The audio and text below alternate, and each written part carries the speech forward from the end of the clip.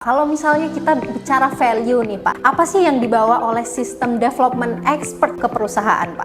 Ada 3 yang paling terasa. Yang pertama adalah efisiensi at scale. Jadi kami memastikan operasional tetap berjalan secara efisien meskipun volume pekerjaan bertambah.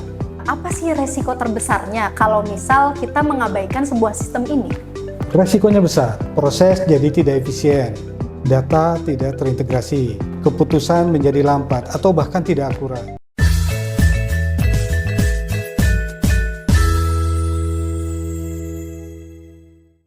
Halo Rikerit, selamat datang di Riker Talk, ruang berbagi insight seputar dunia bisnis, pengembangan sumber daya manusia, dan juga inovasi seputar perusahaan.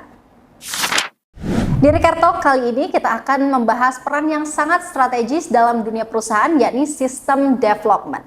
Bersama saya Angie Riana dan sudah bergabung dengan kita semua Bapak Ihsan Hendayana yang merupakan sistem development expert. Bapak apa kabar? Alhamdulillah baik. Alhamdulillah baik ya Pak ya. Oke, kita langsung saja Pak. Sebenarnya gimana sih peran ini berkontribusi dalam business growth di PT Riker Pak? Baik.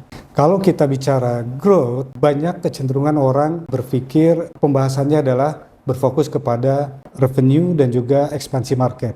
Tetapi terdapat orang yang sering luput dari pembahasan, yaitu yang sering menjadi bottleneck, yaitu terkait dengan operational system. Sebagai contoh, banyak perusahaan itu yang tumbuh, turun. Tumbuh, turun, artinya tidak konsisten, tidak stabil.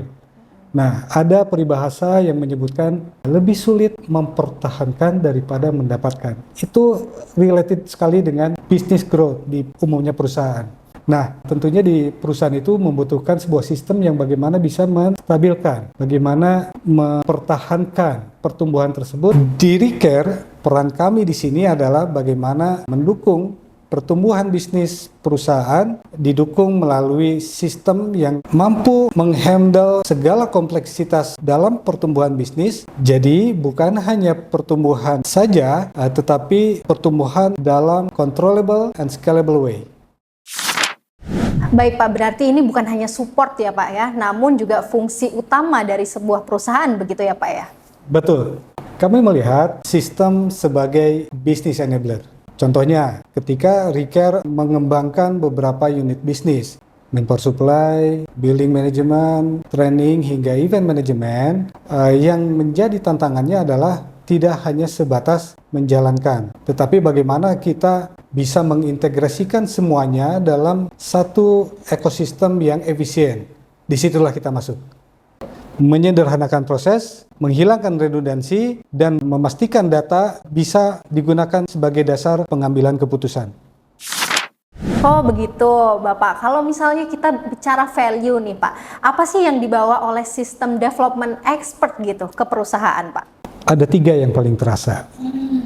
Yang pertama adalah efisiensi at scale. Jadi kami memastikan operasional tetap berjalan secara efisien meskipun volume pekerjaan bertambah.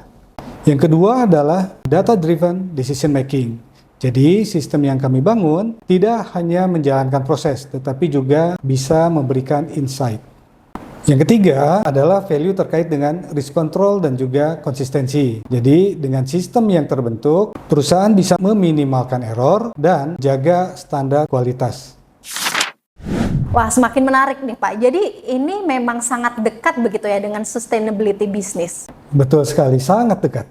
Karena tanpa sistem yang solid, growth justru bisa menjadi risiko. Kami memastikan bahwa setiap ekspansi tetap berada dalam kontrol, baik dari sisi operasional, kualitas, maupun resources.